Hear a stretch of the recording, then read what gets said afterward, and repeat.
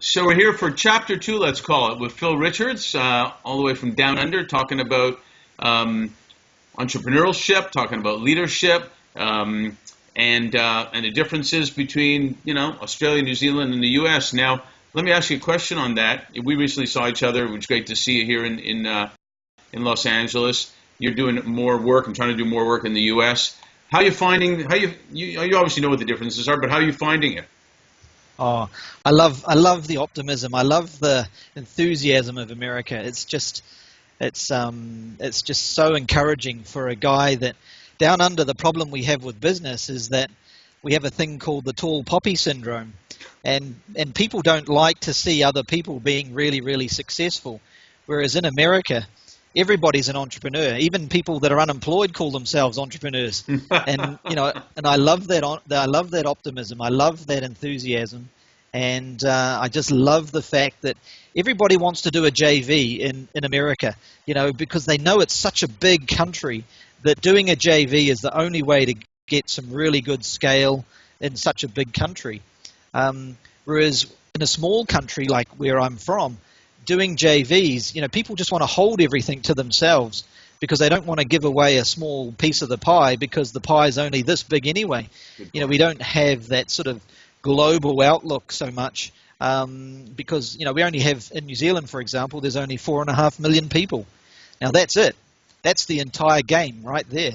So if you do a JV, there's chances are the people that they're going to introduce you to anyway.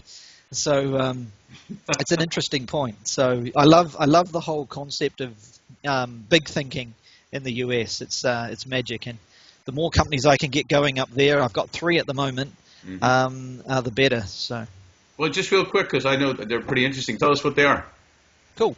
So the first company that I want to talk about is Get PetBox. So it's a box of treats and food for your dog and cat that is delivered on a subscription basis. It's out of San Diego, and it's a really cool, funky company. So a lot of people these days don't have children, or they do have pets and children, and some people treat their pets as much as well as they do their kids. So and it's difficult, the traffic in LA is just crazy. I don't know how people get around there, and so to actually drive to a pet store and buy some stuff, it's a hard work. So it's that whole box delivery model.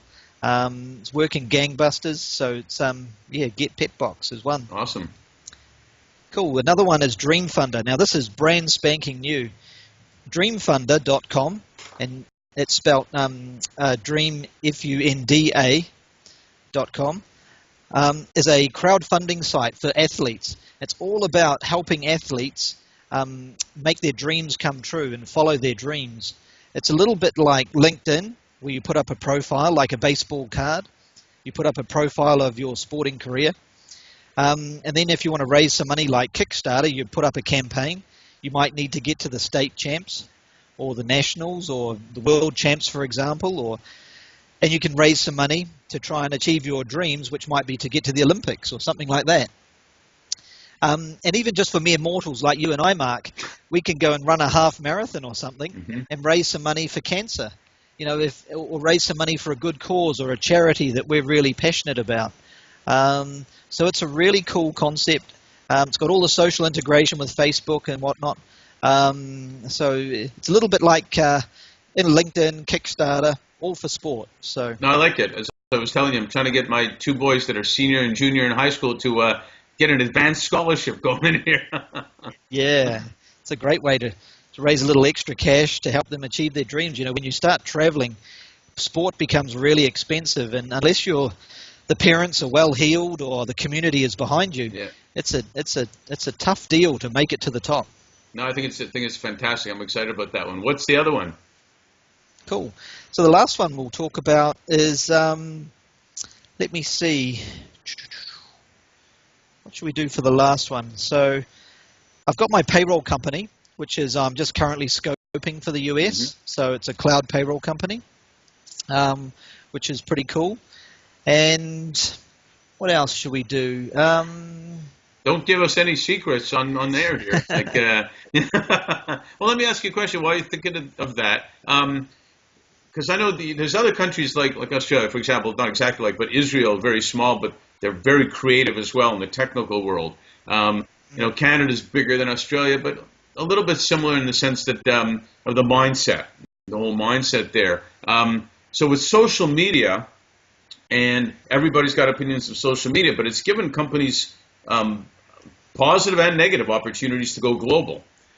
What's your views in your entrepreneurial ventures about social media?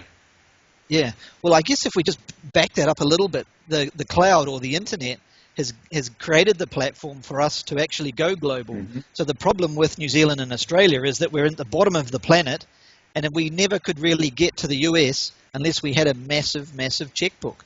To open an office in New York, you need $2 million a year. Yeah. To open an office in LA, we needed another $1 million a year. With the cloud, and I guess maybe the third company I should talk about, which is in the US, which is the T-shirt I'm wearing today, which is this Mobit, MOBIT.com, which is my SMS marketing company. So this company is launched in Phoenix in Arizona in April. So it's been in the US now for about 6 months. And it's going great. And what it does, it delivers these beautiful, rich HTML web landing pages directly into the phone of all of your customers and clients. And so it's not just a text bubble anymore with a few words.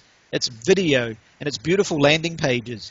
And so all of these things have been enabled us to go global through the cloud and through the internet. So the cost of actually going global, like DreamFunda, for example, DreamFunda is in 15 countries around the world. So it's in North America, it's in Europe, and it's in Asia. So, it is only 2 weeks old, that company, and yet it's already in 15 countries in the world. So, get your head around that one. Yeah, no, it's spectacular. I visited, without wasting too much of your time, I visited a company in China. It was a Taiwanese specialized tea company, and small little office and whatnot. And similar, you're saying, using the cloud, but also using social media, he went international. And this little Taiwanese guy couldn't believe it. Never in a million years would he have been able to do anything close to that. Exactly, yeah. So, social media is interesting from like LinkedIn, for example, is great for building your personal profile. Right. I'm a big fan of LinkedIn from that point of view. If you want to create yourself as a key person of influence in your industry, it's a marvelous tool. Twitter, I haven't really got Twitter yet. I think, for 140 characters, it's pretty short. The Twitter feed just goes so fast that your post is up there for such a short amount of time. Right. I haven't quite got it. I love Facebook, but I only use Facebook predominantly for sort of personal use. I'm just expanding now with DreamFunda. Mm-hmm. DreamFunda is a perfect example for Facebook. So, every business has like my payroll company. LinkedIn is the perfect thing for that because I use accountants a lot as my channel to market, and every single accountant has a LinkedIn profile, so they're there. So every business can use different pieces of social media to achieve their aims, but they're not all perfect for every single business. You have to pick and choose. I think you hit on the key there, and I recently spoke to some high school seniors, which is unusual. It's usually I speak higher, but in a long story short, I told them they've got opportunities to brand themselves and start being effective, either positively or negatively, by how they use social media. And they could be on social media forever, just looking at stuff and not doing anything, or they can use it effectively. And I think the same for business. You make a great point about how you use it. Will tell the tale. What kind of advice would you give, young up and coming leaders then who want to be entrepreneurs? They have an insatiable thirst for, not only the money part, but in doing something. What would you say to them? Cool. Well, I have it's a book I'm writing actually right now, and it's called The 5-Step Entrepreneur's Checklist for Success. Mm-hmm. And the 5 points are all about this. So I totally agree that they all have to just learn like crazy. And you need to just do it, just like Nike said. And you need to make some mistakes because, You know, in my 20s, I made a bucket load of mistakes. Your 20s are all about making mistakes and learning like crazy. Your 30s are all about starting to build your balance sheet, build your capital base. If you want to have children, then it's a good time to have some kids and get some kids out on the planet. And your 40s are all about starting to really cash in. You know, you need some time to take time and let that compounding effect of all your good work really start to just grow and grow and grow. So that's, you know, I have a little saying that people overestimate what they can achieve in the short term, but they massively underestimate what they can achieve in the long term. And you need to let time to take its effect. You know, that whole power of compounding is such a beautiful, beautiful law. And so these young kids, or it doesn't even, you know, even if you're 40 and just starting your business now at 40, you've still got, you know, a good 30 or 40 years of compounding right in front of you, and you can still make $1 billion easily today. So so my 5-step entrepreneur's checklist for success, I'll run through this real quick for you, Mark. The first point is all about the product market fit.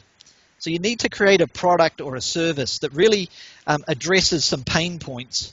They talk about it, the aspirin versus the vitamin, and it's generally the businesses that address the problem or the pain that do really, really well.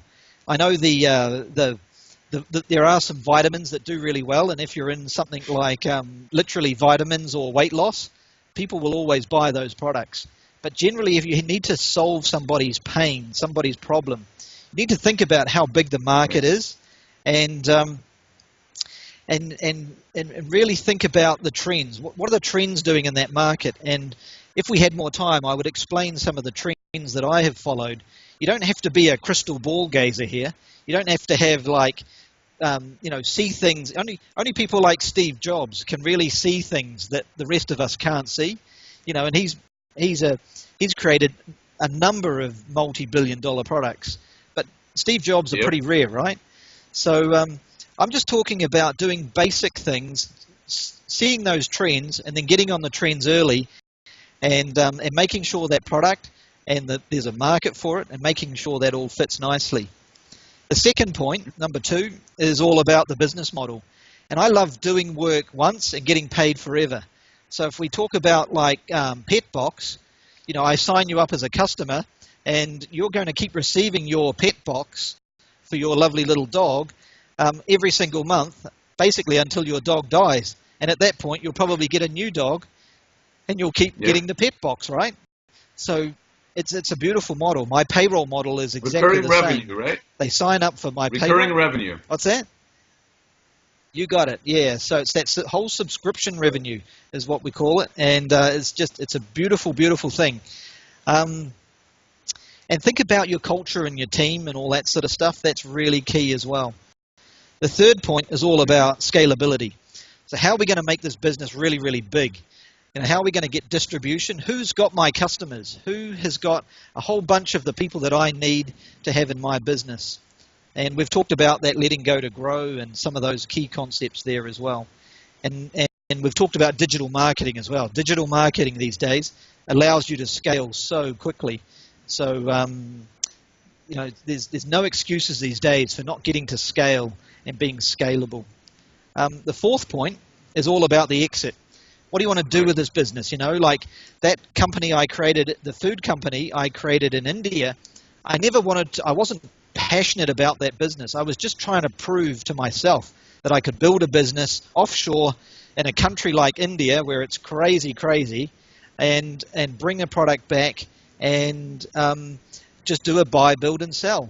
So through the middle of the GFC, I was only working. So this is my Tony Ferris story. So Tony Ferris is all about the 4-hour work week. I only worked 4 hours a week on this business. I had 2 staff. I had a sales manager and a warehouse manager. And that's all we had. And I owned that business for 3 years, and I got the profit up to $750,000 per annum. And we sold it on a multiple of 4 times for $3 million. And I hardly did. It was like selling my stamp collection. It was like a hobby, you know, and it was really just proved to myself that I could actually create something of value with my IP, with my knowledge, but really it was not my core business at all. So are you going to build a business to sell it, or are you going to build a business like my payroll company, which I will never, never, ever sell, because the recurring income or the recurring revenue is just beautiful. You know, I can retire forever. You know, I could have retired many years ago, but I just love playing the game. But, you know, I don't need to work, put it that way, because it's so strong, it's so good. So think about, do I need to sell this business? Do I need to hold this business? What am I trying to do with it? And the fifth point is all about the why. And I have a thing called my 5 F words for ultimate happiness. And it's all about spending more time with your family and your friends. Like I said at the start, you know, life is not that complicated. You just have to do the things you like and just do them more and more often, right? So write a list down of the things you like to do, and just do more of it. So we all like to have more fun. So whatever that means for you, it might mean playing golf. It might mean spending more time with your family. It might mean having exotic holidays into Italy or Europe. The next point is all about your fitness. So we mentioned that I like Ironman. And it's really, really important that you concentrate on your health and your fitness. Because when you lose your health and when you lose your fitness, your whole world just comes crashing down very, very quickly. And, you know, I'm just in my 40s now, and I've just had my first cancer biopsies, and I have to have 2 skin cancers cut out in a couple of weeks. Now, it's nothing to worry about, but it still scared me. I still got scared through the whole process. And so it's really important that people look after their health and their fitness. The next point is all about finances. And really this whole talk is all about money. But, you know, it's really, really important that people focus on their finances so that their long-term is taken care of, so that they've got a pension fund, so that they're taken care of, and ideally so that they can actually stop working sooner, or even just work 3 days a week. Just something like that. You know, you don't have to be full-time retired, but just have a 4-day weekend or a 3-day weekend. Your quality of life just goes through the roof. Your happiness, your well-being, all of that flow. You know, I said before, it's about finding your one thing. When you find your one thing, you become so happy, and everything just flows beautifully. I think that's the common thread from what you're saying is that, you know, if you go after your passion and you're feeling good, healthy-wise, happy-wise, then guess what? You know, the things that you do will be more successful, and it's the opposite of a vicious circle. It's a wonderful circle. Exactly. Life is great, and business is the vehicle to achieve it. And that's why I'm such a big advocate for business. You know, business will, is the best vehicle to achieve, you know, unlock all of the wealth and happiness that you've ever desired. Well, you know, that's fantastic, because one of the reasons we're doing this leadership series is to offer knowledge and information and relationships, etc. And the fact that I love broadcasting and doing these things doesn't hurt. So let me ask you some quick personal questions, and then just to complete it, do you have a pet? Well, who's eating all the dog treats then? No. Well, we don't ship to Australia yet, but all right, I got we'll 3, be shipping in Australia. So we'll have to do something about that. And they love snacks. There's no doubt about it. I promise you. Yeah. I got a Doberman and 2 miniature pinchers. Okay, well let's supply the food for the little ones then. Do you have a favorite activity or sport? I kind of know what it is, but yeah, let's you know, 2 guesses, right? Yeah, no, I understand. That's a good one. Yep, Ironman's my thing. So that's swimming, biking, it's super impressive. I just play ice hockey. That's all. Do you have any favorite movie or TV show? I don't watch a lot of TV, to be honest. I'm too busy, frankly, and I think TV's rubbish, really. Apart from maybe a show like Shark Tank, which is a business show, you know, I really don't watch a lot of TV. I'd rather spend time with my family or work on my businesses or work on my fitness. What about music? Music, I'm a Coldplay fan, U2 fan, good choice. All that sort of stuff. So, love Pink Floyd. If you want to go back a few more years, they are pretty Pink cool. Floyd's How about favorite type of food while you're listening to Pink Floyd? Oh well, I'm a French fry guy. So and cheesecake.